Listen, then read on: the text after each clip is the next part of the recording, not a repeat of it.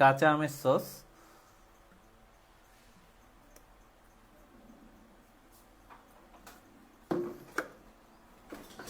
বিসমিল্লাহ করে একটা খেয়ে দেখি তো।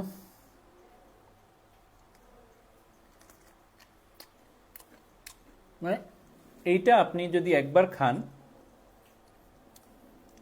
সিঙ্গারার প্রেমে না পড়লেও সসের প্রেমে আপনি পড়ে যাবেন।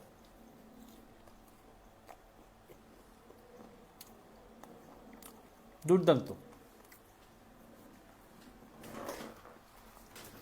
কাঁচা আমের সসে কাঁচা আম আর মশলা, এই ছাড়া আর কোনো কিছুর ব্যবহার নাই। আপনি puri, singara, french fry, chicken, vegetable roll সব কিছুর সাথে কিন্তু ট্রাই করে খেতে পারেন এই আমাদের চমৎকার কাঁচা আমের সস।